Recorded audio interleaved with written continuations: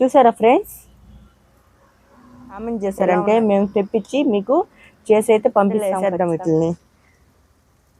ఈ ఆల్రెడీ వాళ్ళు ఉడకబెట్టాడు ఫ్రెండ్స్, మనం ఏం ఉడకబెట్టుకోవలేదు, అమ్మే వాళ్ళే మనకు ఉడకబెట్టి పైన శంఖాల మాదిరిగా వచ్చుంటాయి, అవి అయితే తీసేసి మనకు లోపల ఉన్న మాంసం మాత్రమే మనకు అమ్మారు.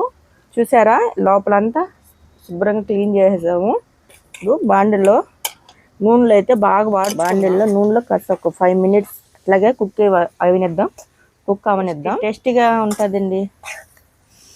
మీకు తినాలనిపిస్తే వెంటనే కామెంట్ చేయండి.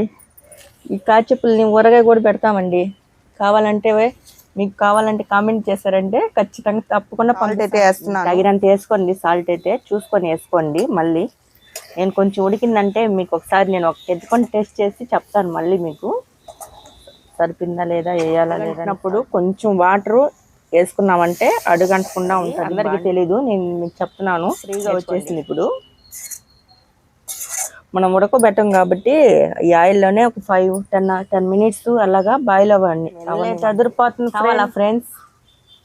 వేరుశనగకాయగా ఉంది, అందుకని వేరుశనగకాయలు తెచ్చుకొని పక్కన వేసుకుని కలుచుకున్నా కూడా బాగుంటుంది. కాచిప్పల కూర అనేది నేను ఎప్పుడు